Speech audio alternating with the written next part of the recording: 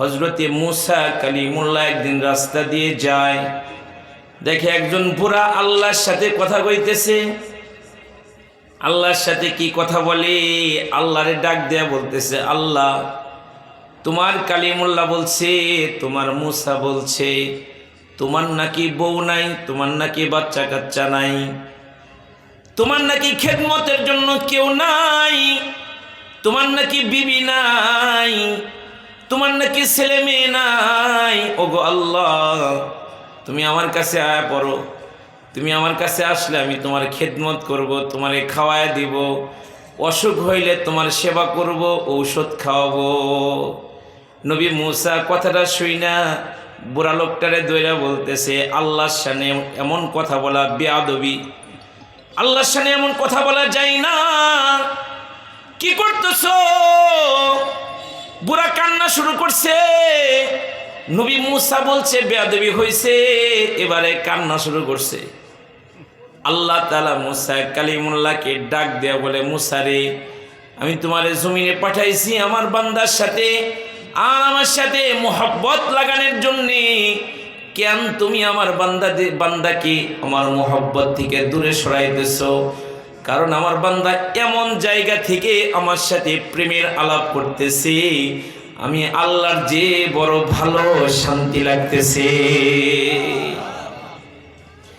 মুমিনের সিনার মধ্যে আল্লাহর জন্য সবচাইতে বেশি মোহব্বত থাকবে, কারণ ওই মালিক, ওই মাওলা তার বান্দা বান্দিরে বড় ভালোবাসে।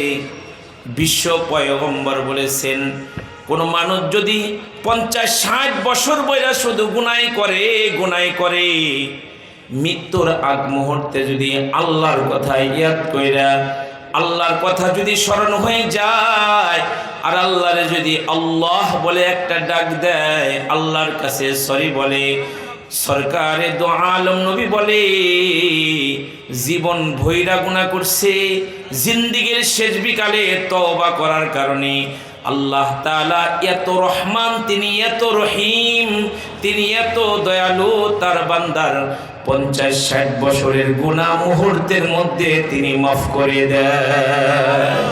তুমি মাটির আদমকে প্রথম সৃষ্টি করিয়া ঘোষণা করিয়া দিলা শ্রেষ্ঠ বলিয়া, তাই নূরের ফিরিস্তা করে আদমকে সেজদা, ও তাই নূরের ফিরিস্তা করে আদমকে সেজদা।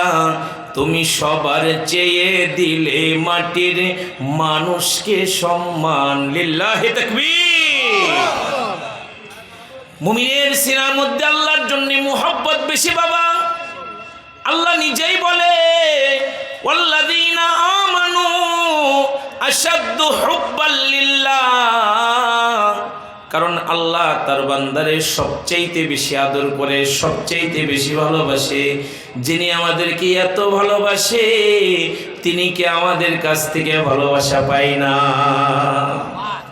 আমাদের জাতির পিতা হযরতে ইব্রাহিম খলিলুল্লাহ, জাতির পিতার নাম কি? জোরে কোন কি? ইব্রাহিম খলিলুল্লাহ। এতদিন আমাদেরকে ভুল বোঝানো হয়েছে, কত ওদেরকে হাত ধরে বোঝাইছি, জাতির পিতা নবী ইব্রাহিম, কেন উল্টা পাল্টা কথা বলো? বললেই সামনে থেকে মাইক কেড়ে নিয়ে গিয়েছে। কথা বলেন ঠিক না? এত বোঝাইলাম শুনলো না, এখন ওরা কোথায়? ইঁদুরের গর্তেও খুঁজলে ওদেরকে পাওয়া যাচ্ছে না, ঠিক না? সবগুলো দাদার দেশের দিকে হিজরত করা শুরু করছে। জাতির পিতা হযরত ইব্রাহিম খলিল